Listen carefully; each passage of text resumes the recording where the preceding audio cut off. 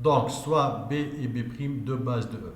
On appelle la matrice de passage de la base B vers la base B', la matrice carrée dont les JM colonnes est formée des coordonnées du JM vecteur de la base B' par rapport à la base B.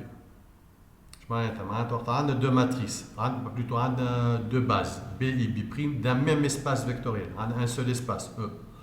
Puis deux bases, B et B'. Ce qu'on appelle la matrice de passage de B vers B', c'est la matrice et les colonnes sont les vecteurs de B' exprimés à l'aide de B. Ok? Exprimés en utilisant les composants de B, de la base B. Autrement dit, la matrice de passage contient en colonne, les colonnes sont les coordonnées des vecteurs de la nouvelle base B' exprimés à l'aide de l'ancienne base B. Ok? On note P indice. On note cette matrice P indice B, B'. Donc, mat indice B, B', c'est la matrice de l'application linéaire, d'une application linéaire. Okay. Mat indice B, B', c'est la matrice d'une application linéaire. B et B', ça appartient à deux espaces, à deux espaces vectoriels différents.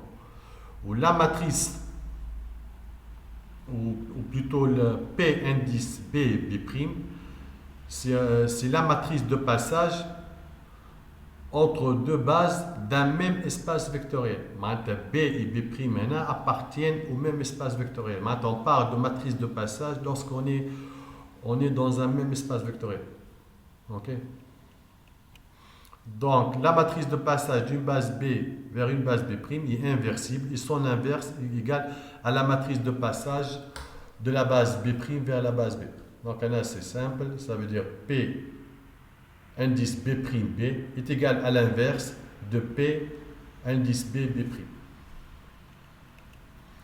Donc, si B, B', B seconde sont trois bases, alors la matrice de passage de B vers B seconde est égale au produit de la matrice de passage de B vers B' et la matrice de passage de B' vers B seconde. Si on veut, par exemple, on veut obtenir une matrice de passage de l'espace B vers B seconde, il suffit de le produit de la matrice de passage de B vers B' par la matrice de passage de B' vers B seconde. Ok?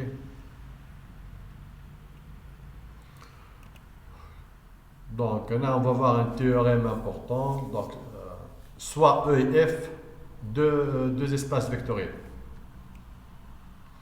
Ensuite, on a une application F, une application linéaire de E vers F. On a dans l'espace E, on a deux bases. Dans l'espace E, on a deux bases, B et B'. Dans l'espace F aussi, on a deux bases, B indice F et B' indice F. On a la matrice de passage de BE vers B'E. On a la matrice de passage de B indice F vers B'F.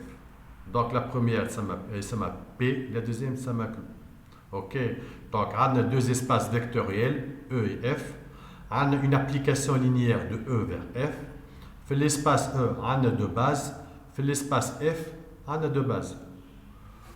Aussi, on a les matrices de passage des deux bases de E, et on a les matrices de passage des deux bases de F. On a aussi la matrice de l'application linéaire F de la base BE vers la base BF. Ok, maintenant A, c'est la matrice de l'application linéaire de la base BE vers la base BF. Ok, et aussi on a B. Bon, on a l'objectif, on a une formule qui permet de calculer B. B, c'est quoi? C'est la matrice de passage de l'application linéaire de B'E vers B'F. Ok? Maintenant, A, c'est de BE vers BF. Ou B, la matrice B, c'est de B'E vers B'F. Ah, l'objectif, c'est de trouver B. Ok? À partir de tous les éléments les modules il faut. Donc, le théorème, je vais dire que B est égal à l'inverse de Q fois A fois P. Donc Q c'est comment?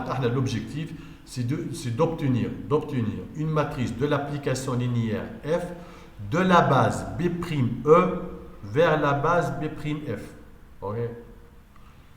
On a déjà une matrice de l'application linéaire de la base BE vers la base BF. Donc la formule pour calculer B c'est quoi? L'inverse de Q, Q-1, on multiplie l'inverse de Q, donc Q-1 par A et par P. Le produit, le résultat, c'est la matrice B, c'est la matrice de passage de l'application linéaire de B'E vers B'F. Donc Q-1, Q c'est quoi? C'est la matrice de passage de BF vers B'F. Ou A, c'est la matrice de l'application linéaire. Ou P, c'est la matrice de passage de BE vers B'E. Ok?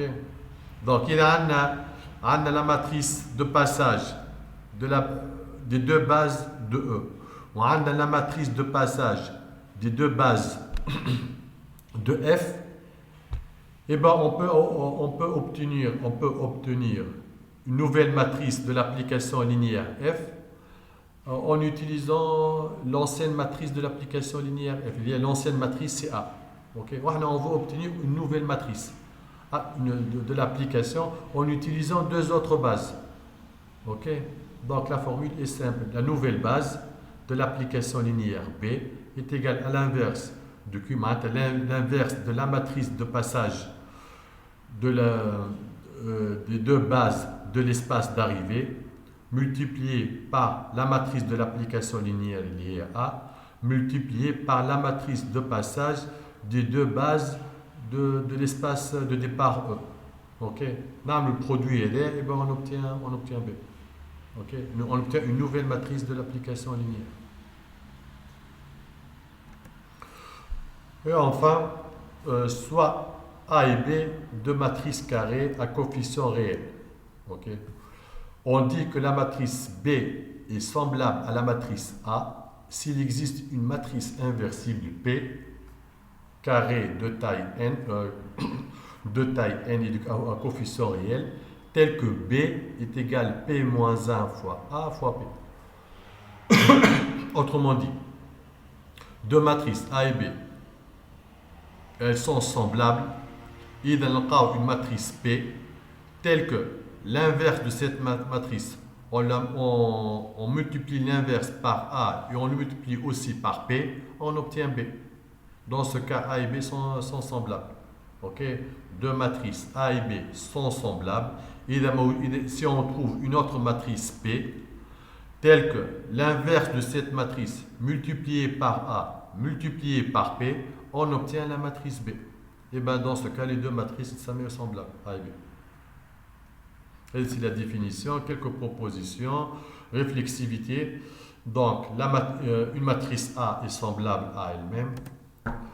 Symétrie, si A est semblable à B, alors B est semblable à A. Et enfin, transitivité.